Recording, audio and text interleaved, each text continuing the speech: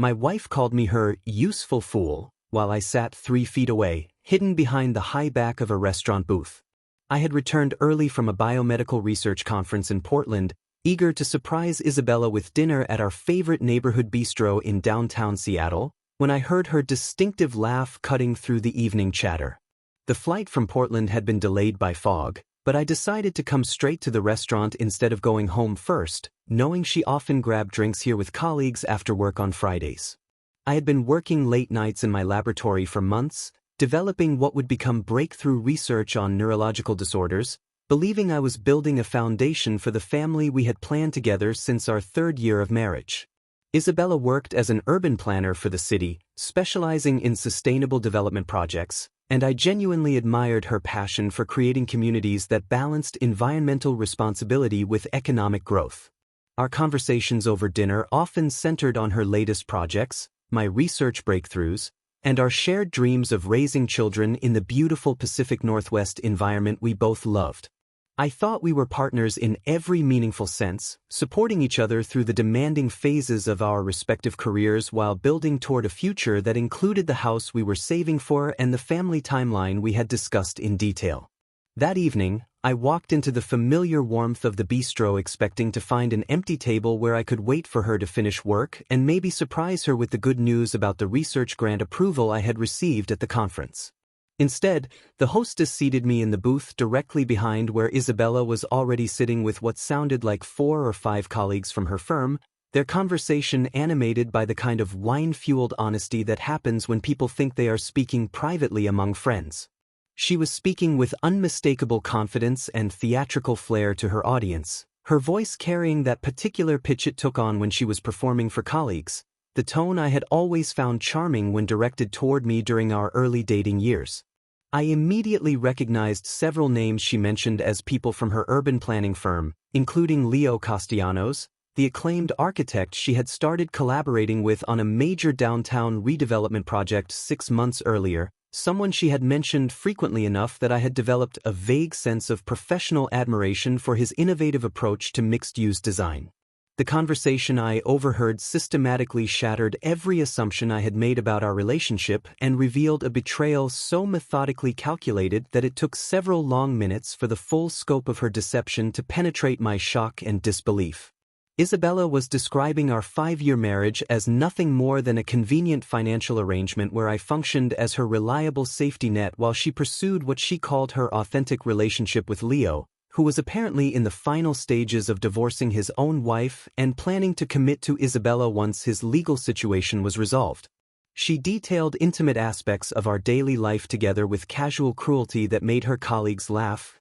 explaining to them how she had learned to manage my expectations with just the right amount of affection and attention while maintaining the appearance of a devoted wife who was simply waiting for the right time to start our planned family. The way she spoke about our most private moments reduced 5 years of what I had believed was genuine partnership to a calculated business transaction, where my primary value lay in providing financial stability, emotional support, and social respectability while she explored her real feelings with someone she considered more exciting and professionally accomplished. She mentioned specific conversations we had shared about having children, our discussions about buying a larger house, and even our intimate moments together, revealing that she had been systematically lying about her desires and intentions while secretly building an entirely different future with another man. Her colleagues seemed more entertained than shocked by these revelations, asking detailed questions about her timeline and strategy, suggesting that my situation had been a source of office gossip and amusement for months while I remained completely oblivious to the reality of my own marriage. What struck me most profoundly was not simply the fact of her infidelity, which would have been devastating enough, but the calculated precision of her deception and the genuine amusement in her voice as she described the psychological techniques she used to manipulate someone who had loved her with complete trust and devotion. I sat completely frozen in that booth, my conference materials scattered on the table in front of me, listening to her explain with obvious pride how she had perfected the art of appearing grateful for my support while privately resenting what she called my boring predictability, my lack of social sophistication, and my naive belief that marriage meant building something together rather than simply taking what you could get from another person.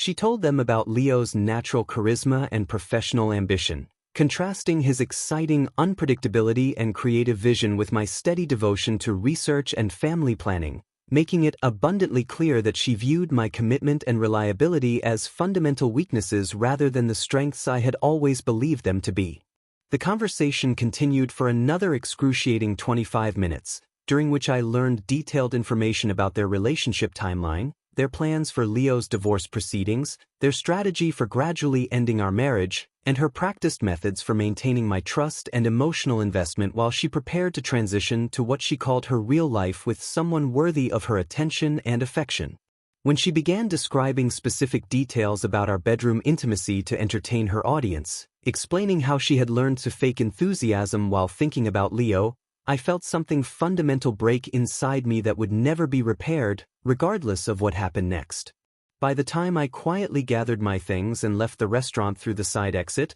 careful not to be seen or create any kind of scene that might alert her to my presence, I understood with devastating clarity that everything I had believed about our partnership was elaborate fiction, and that the woman I had planned to spend my life with, raise children with, and grow old beside had never seen me as anything more than a temporary convenience to be discarded the moment something more appealing became available to her.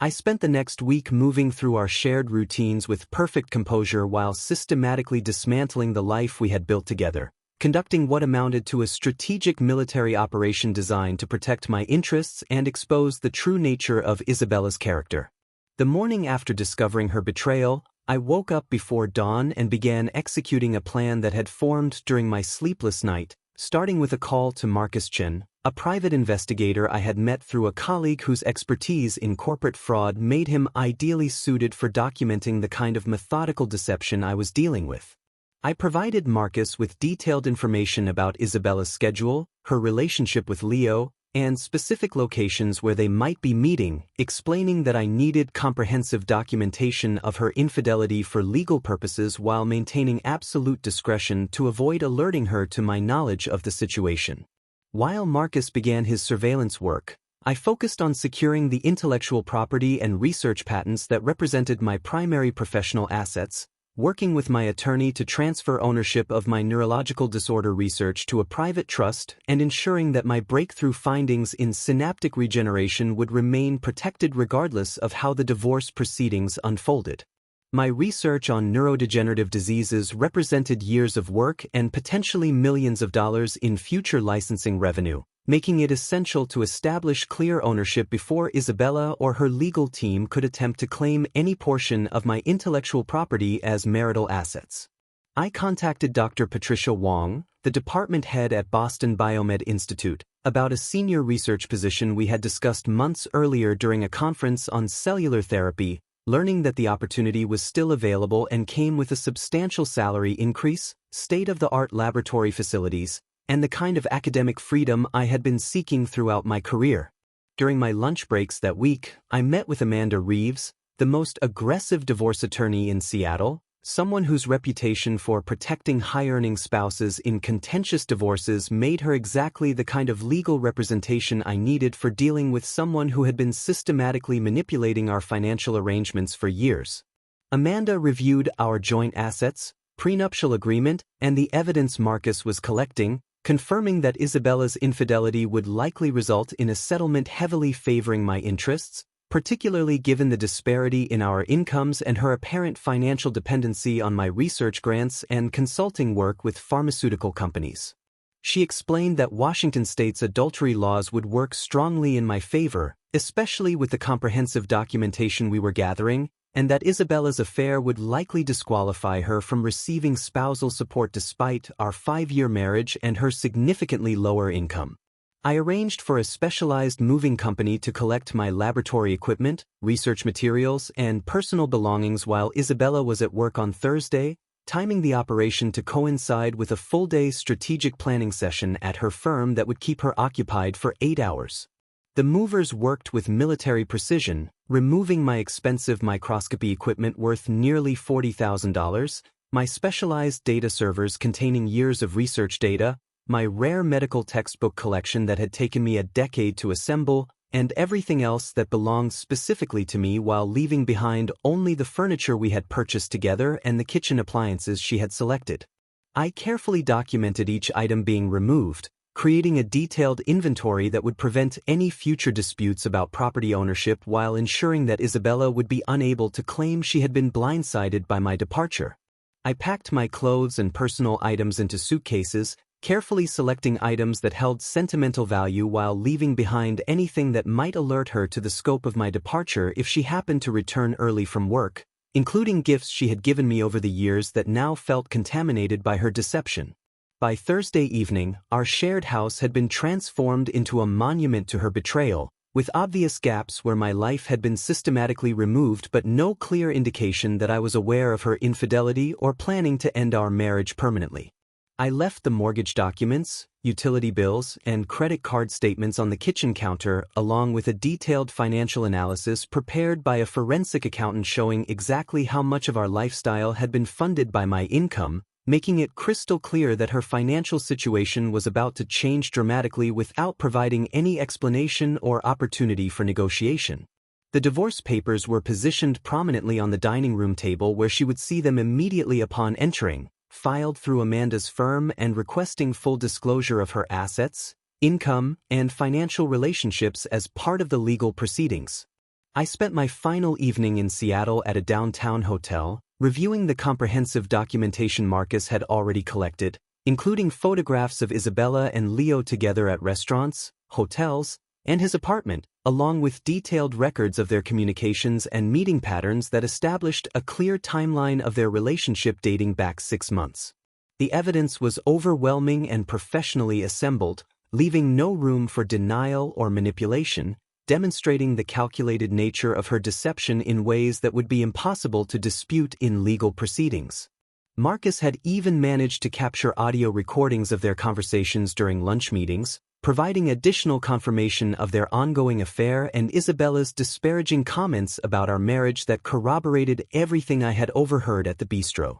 On Friday morning, while Isabella was discovering the empty house and divorce papers, I was already boarding a flight to Boston, having accepted the research position and arranged for temporary housing near the Biomed Institute campus where I could begin rebuilding my professional life immediately. I turned off my phone during takeoff, knowing that she would soon be calling and texting with increasing desperation as the full scope of her situation became clear, but I had no interest in providing comfort or explanation to someone who had spent months entertaining her colleagues with stories about manipulating my trust and emotions. The flight to Boston felt like emerging from a fog that had been clouding my judgment for years, and by the time I landed at Logan International Airport, I was already mentally focused on the research opportunities and personal freedom that lay ahead rather than dwelling on the deception and betrayal I was leaving behind in Seattle.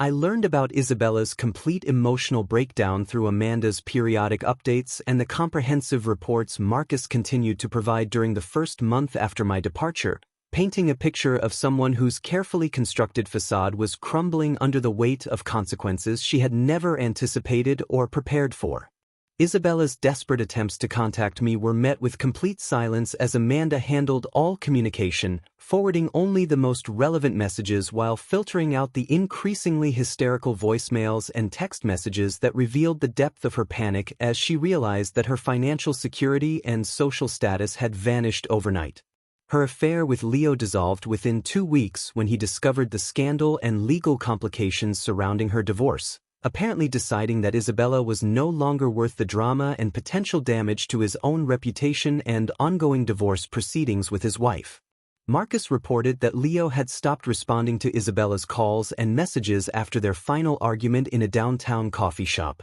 where witnesses observed her pleading with him while he repeatedly checked his phone and eventually walked away while she was still talking. Her urban planning firm learned about the scandal when Amanda's office requested employment records and financial documentation as part of the divorce discovery process, leading to uncomfortable conversations with human resources and awkward looks from colleagues who now saw her as unprofessional and untrustworthy rather than the sophisticated woman she had always projected herself to be. The partners at her firm began excluding her from important client meetings and strategic planning sessions, apparently concerned that her personal drama might reflect poorly on their professional reputation and damage their relationships with major developers and city officials. The financial reality hit Isabella with devastating force when she discovered that my research income had been funding not just our basic lifestyle but also her expensive clothing allowance, her monthly spa treatments, her premium gym membership, and even her car payments, forcing her to move out of our house into a cramped studio apartment in a significantly less desirable neighborhood.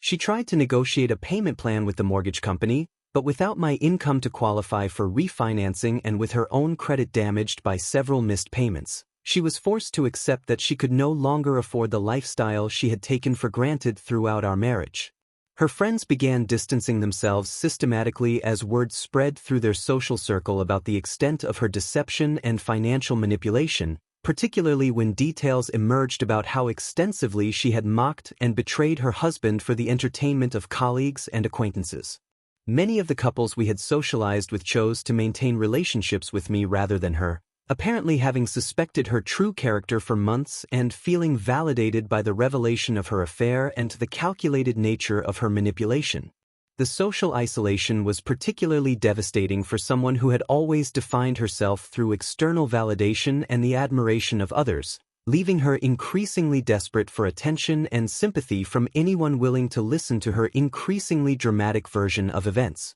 Isabella's attempts to portray herself as the victim of my alleged financial abuse and emotional neglect fell flat when our mutual friends compared her stories to the evidence of her affair and the forensic accounting that revealed exactly how dependent she had been on my income throughout our marriage. Her sister Jennifer, who had always been skeptical of Isabella's treatment of me, reportedly told several family members that Isabella had gotten exactly what she deserved and should have appreciated what she had instead of constantly looking for something better.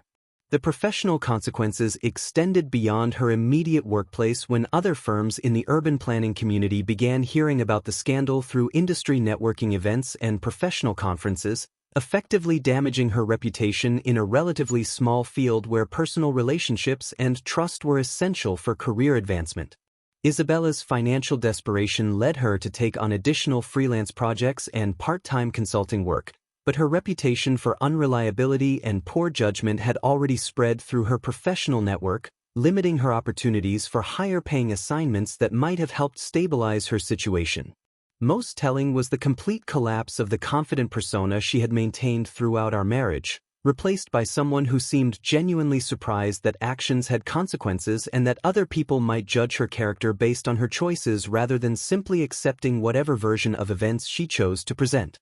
Isabella's professional reputation continued its steep decline when she was passed over for a major promotion to senior project manager, a position she had been virtually guaranteed before the scandal broke and her supervisors began questioning what they diplomatically called her judgment and character during performance evaluations. The promotion went to a colleague with less experience but significantly more integrity, sending a clear message throughout her firm about the long-term consequences of personal conduct that reflected poorly on professional relationships and client trust. Her family relationships deteriorated rapidly when her parents and siblings learned the full extent of her deception, particularly after her sister Jennifer shared details about Isabella's cruel mockery of our marriage and her calculated manipulation of someone who had supported her unconditionally for 5 years. Her father, a retired Marine who had always respected my dedication to scientific research and treated me like the son he never had, reportedly told other family members that Isabella had disgraced herself and thrown away the best thing that had ever happened to her. Her mother, who had once praised Isabella for finding such a stable and caring husband, now spoke openly about her disappointment in her daughter's character and choices, making family gatherings uncomfortable when Isabella attempted to attend. Her attempts to reach out to mutual friends failed spectacularly when several of them revealed they had known about her behavior for months and had actually tried to warn me discreetly about her affair and disparaging comments, information that had never reached me because they had been too subtle in their warnings. Tom and Sarah Martinez, a couple we had vacationed with annually, told other friends that they had stopped inviting Isabella to social events because they were tired of listening to her complain about our marriage while simultaneously bragging about her relationship with Leo. Their annual holiday party, which Isabella had attended for 3 consecutive years, now explicitly excluded her while maintaining an open invitation for me to attend whenever I visited Seattle. The financial pressure intensified dramatically when Isabella discovered that I had been managing not only our joint accounts but also several credit cards she had opened in both our names, leaving her with approximately $18,000 in debt that she was now solely responsible for paying. Her attempts to dispute these charges failed when the credit card companies presented documentation showing that she had personally used the cards for luxury purchases, spa treatments, and expensive dinners that had nothing to do with legitimate household expenses. Her credit score plummeted when she missed several payments due to her reduced income and inability to maintain the same spending patterns she had enjoyed throughout our marriage, effectively cutting off her access to the lines of credit she had been using to supplement her lifestyle. The missed payments on our former house resulted in foreclosure proceedings that further damaged her credit and left her unable to qualify for decent rental housing, forcing her to rely on short-term sublets and increasingly desperate living arrangements with people who were willing to overlook her financial problems. Her social media presence became a source of unintentional entertainment for people who had known us as a couple, as she posted increasingly bitter updates about toxic men and the importance of knowing your worth while simultaneously sharing photos that showed her obviously struggling to maintain the image of success she had cultivated throughout our marriage. The irony was not lost on former friends who watched her post inspirational quotes about independence and self-reliance while clearly falling apart financially and emotionally, creating a stark contrast between her public persona and the reality that everyone could observe through her desperate attempts to maintain appearances. Her attempts to date other men revealed just how dependent she had become on my income and emotional support, as potential partners quickly discovered her financial instability, emotional neediness, and tendency to speak negatively about her ex-husband during first dates. Most men lost interest when they realized she expected them to fund the lifestyle she had grown accustomed to while offering little in return besides complaints about how badly she had been treated by someone who had apparently supported her completely for years. The few relationships she managed to establish were short-lived and increasingly dysfunctional, as her desperation for validation and financial security drove away men who might have been interested in something genuine rather than being used as replacement providers.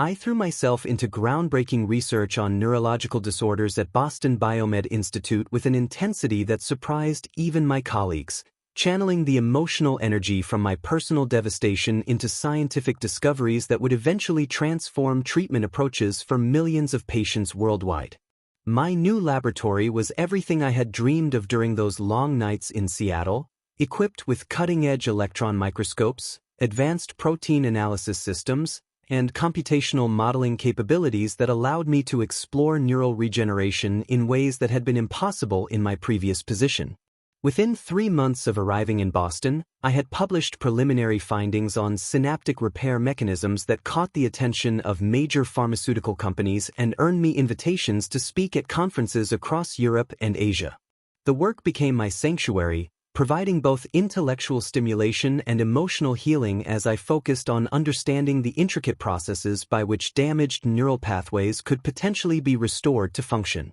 I took up sailing along the New England coast during weekends, finding peace in the solitude and challenge of navigating the complex waters around Cape Cod and Martha's Vineyard while building a new social network of fellow researchers and maritime enthusiasts who shared my appreciation for both scientific precision and outdoor adventure. The sailing club at the Boston Harbor Marina became my second home, where I learned to read weather patterns, navigate by compass and stars, and appreciate the meditative rhythm of wind and waves that provided a perfect counterpoint to the intense mental focus required by my laboratory work. My personal growth included regular sessions with Dr. Rachel Goldman, a psychologist who specialized in helping professionals recover from manipulative relationships, where I learned to recognize the subtle signs of emotional manipulation I had missed throughout my marriage and developed strategies for building healthier relationships based on mutual respect and genuine compatibility. Through therapy, I discovered that my tendency to overgive in relationships had made me vulnerable to someone like Isabella, and I began setting boundaries that would protect my emotional well-being while still allowing me to be generous and caring with people who deserved my trust. I developed interests that I had neglected during my marriage, including landscape photography during my sailing trips and woodworking in a shared workshop space near my apartment, finding satisfaction in creating beautiful objects with my hands that complemented the intellectual creativity of my scientific work. The woodworking became particularly therapeutic, allowing me to transform raw materials into functional art through patience, skill, and attention to detail, qualities that Isabella had dismissed as boring but that I now recognized as fundamental strengths. The quiet satisfaction of authentic relationships and meaningful work gradually replaced the constant stress of trying to please someone who never valued my efforts or character, and I began to understand the difference between loving someone who appreciated me and trying to earn love from someone who saw me as a convenient resource. My new colleagues at the Institute were genuine collaborators who respected my expertise and contributions, creating a professional environment where intellectual curiosity and scientific integrity were valued above office politics and personal drama. I formed particularly strong friendships with Dr. James Chin, a cellular biologist whose research complemented my own, and Dr. Maria Santos, a neurosurgeon who provided clinical insights that enhanced the practical applications of my theoretical work. These relationships were built on shared professional interests and mutual respect rather than the asymmetrical dynamic I had experienced with Isabella, where my role had been primarily to provide emotional and financial support while receiving little genuine partnership in return. The contrast between these healthy professional relationships and my previous marriage became increasingly clear as I settled into my new life, appreciating colleagues who were interested in my ideas, respected my time, and contributed equally to our collaborative efforts. I purchased a small cottage near the coast in Marblehead, Massachusetts, with panoramic views of the Atlantic Ocean that provided both inspiration for my photography and a peaceful retreat where I could continue my woodworking projects in a fully equipped garage workshop. The cottage represented everything Isabella had claimed to want in terms of location and lifestyle, but which she would have inevitably found too quiet and isolated from the urban social scene that had always been more important to her than genuine contentment or personal growth. My weekend routine evolved to include early morning sailing expeditions when weather permitted, followed by hours in my workshop creating custom furniture and decorative pieces that I donated to local charities or gave as gifts to colleagues and friends who actually appreciated thoughtful craftsmanship. The process of selecting woods, designing joints, and finishing surfaces became a form of meditation that helped me process the emotional trauma of my marriage while building confidence in my ability to create something beautiful and lasting from raw materials. These activities provided a perfect balance to my intense research schedule, giving me physical outlets for creative expression that complemented the intellectual challenges of my scientific work and helped me maintain perspective on what truly mattered in life, which was authentic relationships and meaningful achievement rather than the superficial validation and material accumulation that had defined Isabella's priorities throughout our marriage. 5 years later, my revolutionary breakthrough in neurodegenerative disease treatment made international headlines just as Isabella's life reached its absolute lowest point following another failed relationship and a demotion at work due to ongoing performance issues that had finally convinced her supervisors that she lacked the reliability and judgment required for senior positions. The timing could not have been more perfectly ironic, as my research team's successful development of a gene therapy protocol that could restore damaged neural pathways in stroke and traumatic brain injury patients was announced on the same week that Isabella was demoted from her already diminished role at the urban planning firm to a basic administrative position with significantly reduced responsibilities and compensation. The breakthrough had taken 3 years of intensive research involving collaboration with teams across 4 countries, combining my initial findings on synaptic repair mechanisms with advanced gene delivery systems that could target specific areas of brain damage with unprecedented precision and effectiveness. Major news outlets including CNN, BBC, Scientific American, and Nature featured extensive interviews about the implications of our work for millions of patients worldwide, while pharmaceutical companies began bidding wars for licensing rights that would eventually be worth over $200 million in development funding and future royalties. The recognition was overwhelming but deeply satisfying, representing not just professional achievement but personal vindication for someone who had been dismissed as boring and predictable by someone whose own life had devolved into a series of increasingly desperate attempts to recreate the stability she had thrown away. Isabella's desperation reached new heights when she attempted to contact me through my research institute's main office, claiming she wanted to make amends and congratulate me on my success while actually hoping to reconnect with my newfound prominence and financial stability, though her true intentions were transparently obvious to anyone who understood her history of opportunistic behavior and calculated manipulation. Her message, passed along by my assistant Dr. Elizabeth Torres with obvious reluctance and professional discomfort, expressed congratulations on my achievement while mentioning her own struggles and suggesting that we might benefit from reconnecting as mature adults who could appreciate each other's growth and development over the intervening years. I recognized the familiar manipulation tactics immediately, the same combination of false humility, implied vulnerability, and strategic positioning that she had used throughout our marriage to maintain control while appearing to be the victim of circumstances beyond her control. The irony became publicly apparent when a local Seattle news station decided to do a feature story about my research breakthrough and mentioned my previous marriage to Isabella Martinez,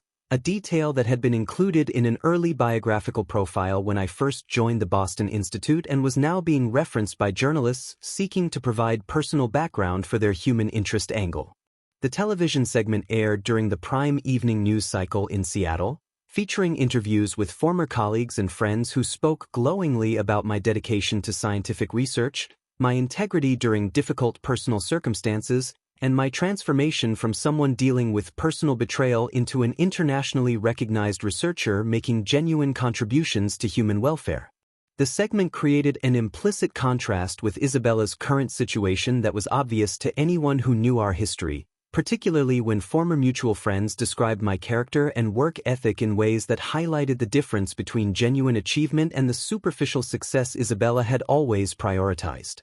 Her attempt to insert herself back into my story backfired spectacularly when several mutual acquaintances began sharing details about her current struggles on social media, creating a stark public contrast between my dignified professional success and her continued poor choices, financial instability, and inability to maintain meaningful relationships or career advancement. Former friends posted comparisons between my international recognition for breakthrough medical research and her series of failed relationships, missed career opportunities, and declining professional reputation, essentially documenting the long-term consequences of her decision to prioritize short-term excitement and material benefits over genuine partnership and commitment.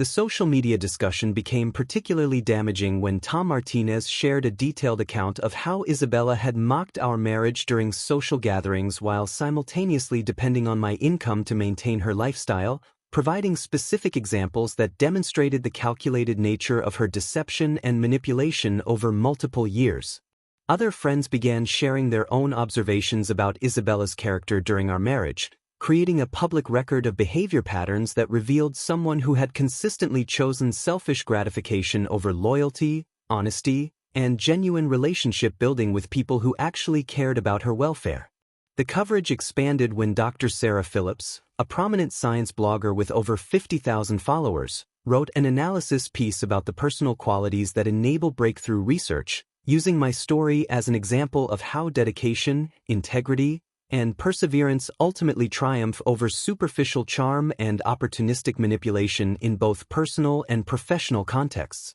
Isabella's desperate attempts to control the narrative through her own social media posts only made the situation worse, as her bitter comments about toxic masculinity and financial abuse rang hollow when compared to documented evidence of her affair, her systematic mockery of our marriage, and her complete financial dependency on someone she had systematically betrayed and humiliated for entertainment purposes. The public vindication was more complete than I could have ever imagined, demonstrating not just that her judgment about my potential had been catastrophically wrong, but that the character traits she had dismissed as weaknesses were exactly the qualities that enabled genuine achievement and lasting success in meaningful endeavors. The contrast became even more pronounced when reporters began investigating Isabella's current circumstances for follow-up stories, discovering her demotion, her series of failed relationships, and her ongoing financial struggles that painted a picture of someone whose life had steadily deteriorated since making the decision to prioritize excitement over stability and genuine partnership.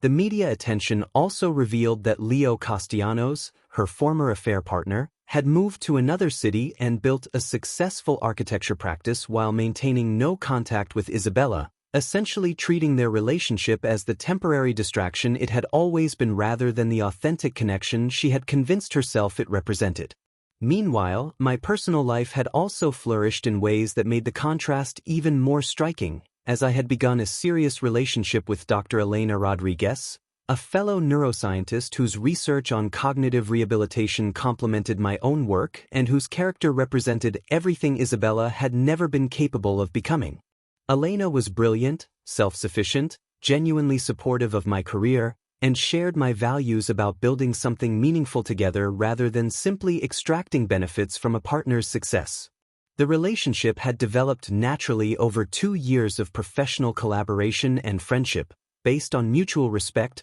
shared intellectual interests, and genuine compatibility that made our partnership feel effortless rather than like the constant emotional labor I had experienced with Isabella. When news outlets began covering our engagement announcement as part of the broader story about my research breakthrough, the contrast with Isabella's situation became even more obvious to anyone following the developments, showing someone who had found genuine happiness with a partner who appreciated his character and contributions. The announcement included details about Elena's own impressive research credentials, our plans for a small wedding ceremony, and our shared commitment to advancing neuroscience research through collaborative efforts that highlighted the difference between authentic partnership and the extractive relationship dynamic I had experienced during my marriage. Isabella's social media activity became increasingly erratic and desperate as she watched the coverage of my professional and personal success, posting bitter commentary about second chances and true love that her followers found increasingly uncomfortable and inappropriate given her known history of infidelity and manipulation.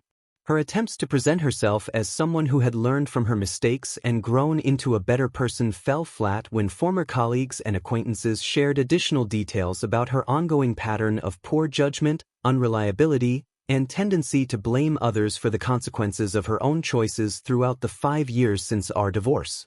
I responded to Isabella's reconciliation attempts through Amanda with professional courtesy but absolute emotional detachment, making it clear that her presence in my life was neither welcome nor necessary for my continued happiness, while focusing instead on my upcoming engagement to Elena and the meaningful research collaborations that represented my authentic priorities and values. The message I authorized Amanda to send was brief and definitive, acknowledging Isabella's congratulations while explaining that I had moved forward completely with my life and had no interest in revisiting the past or maintaining any form of personal contact, regardless of her current circumstances or claimed personal growth. I maintained my dignity throughout her increasingly desperate overtures over the following weeks, never responding to her attempts to reach me through social media, professional contacts, or mutual acquaintances, demonstrating that someone could handle rejection and disappointment with grace rather than escalating manipulation and emotional blackmail. The final confrontation occurred when Isabella showed up uninvited at the International Neuroscience Conference in Chicago, where I was receiving the prestigious Davidson Award for Breakthrough Research in Neural Regeneration, forcing me to acknowledge her publicly with polite indifference that devastated her more than anger or dramatic confrontation ever could have accomplished. She had somehow obtained a press pass through her current employer's tangential connection to medical industry marketing, positioning herself in the media section where she could observe the ceremony and potentially approach me during the networking reception that followed my acceptance speech. When I spotted her in the audience during my speech, I felt only mild irritation rather than the emotional disruption she had clearly been hoping to create, continuing with my presentation about the implications of neural pathway restoration for stroke victims without missing a beat or acknowledging her presence in any way. The speech focused on the importance of perseverance and integrity in scientific research, discussing how breakthrough discoveries often emerge from years of patient dedication to understanding complex problems rather than seeking immediate gratification or recognition from others. As I delivered the acceptance speech about the collaborative nature of meaningful research and the importance of building lasting partnerships based on mutual respect and shared vision, Isabella realized that she was witnessing not just my professional triumph but evidence that she had destroyed her chance at a life with someone whose success was always inevitable. Her presence at the ceremony became increasingly uncomfortable as other attendees began recognizing her from the recent media coverage and social media discussions, creating whispered conversations and pointed looks that made it obvious she was unwelcome in a setting dedicated to celebrating genuine achievement rather than opportunistic attention-seeking. During the networking reception, Isabella approached me near the refreshment table while I was discussing future research directions with Dr. Elena Rodriguez and several colleagues from the European Neuroscience Consortium, clearly intending to insert herself into the conversation and force some kind of public interaction that she could later interpret as reconciliation or mutual respect. When she appeared beside our group with a nervous smile and congratulations on my award, I turned to acknowledge her with the same polite courtesy I would show any professional acquaintance, introducing her simply as someone I had known in Seattle while smoothly redirecting the conversation back to the research collaboration we had been discussing. The dismissal was so complete and natural that Isabella was left standing awkwardly on the periphery of our group, realizing that she had no role or relevance in my current life and that her attempt to reclaim some connection to my success had only highlighted how completely I had moved beyond the relationship she had destroyed. Elena, who knew the full history of my previous marriage, handled the encounter with gracious professionalism while subtly positioning herself as my partner and collaborator, making it clear to Isabella and anyone observing that she was witnessing someone else's life rather than participating in her own story. The contrast between Elena's confident, supportive presence and Isabella's desperate, manipulative behavior was obvious to everyone in attendance, demonstrating the difference between someone who belonged in my life and someone who was merely trying to insert herself into achievements she had no part in creating. As I delivered my concluding remarks about the future of neuroscience research and thanked my colleagues for their collaboration and support, Isabella stood alone near the edge of the reception hall, finally understanding that she was observing the life she could have shared if she had chosen loyalty and partnership over deception and self-gratification. The evening concluded with Elena and me discussing our upcoming wedding plans with close colleagues and friends, while Isabella quietly left the reception without attempting any further contact, apparently recognizing that her presence was not only unwelcome but irrelevant to the happiness and success I had built without her. In the months that followed, I received occasional reports through professional networks that Isabella had attempted to contact other mutual acquaintances, apparently hoping to find some pathway back into my life or at least gather information about my personal circumstances and future plans. These attempts were universally unsuccessful, as the people who knew both of us had witnessed the extent of her deception and manipulation firsthand, choosing to respect my privacy and maintain the boundaries I had established rather than enabling her continued attempts to insert herself into a life she had forfeited through her own choices. Elena and I married the following spring in a small ceremony attended by close family and colleagues, creating the kind of authentic partnership based on mutual respect, shared values, and genuine compatibility that I had thought I was building with Isabella but now understood had been impossible given her fundamental character and priorities. The contrast between my new marriage and my previous relationship was striking in every possible way, from Elena's enthusiastic support for my research interests to her own impressive professional achievements to the effortless communication and shared decision-making that characterized our daily interactions. In the years that followed, I occasionally heard updates about Isabella through the professional networks that still connected us tangentially, learning that she had eventually found stable employment with a smaller urban planning firm and developed what appeared to be a more mature approach to relationships, though she never achieved the professional recognition or personal fulfillment she had once expected from life. The final resolution came not through dramatic confrontation or mutual understanding, but through the simple recognition that some betrayals create permanent boundaries, and that true healing involves building something better rather than attempting to repair what was fundamentally damaged by someone else's choices and character flaws. Years later, when colleagues occasionally asked about my previous marriage, I would explain simply that I had learned valuable lessons about recognizing authentic partnership and building relationships with people who shared my values, without dwelling on the specific details of betrayal or manipulation that had ended my first marriage. Elena often remarked that she found it difficult to imagine anyone treating me with such calculated cruelty, But she also understood that my experience with Isabella had made me more appreciative of genuine love and partnership while teaching me to recognize and avoid manipulative behavior patterns in both personal and professional relationships.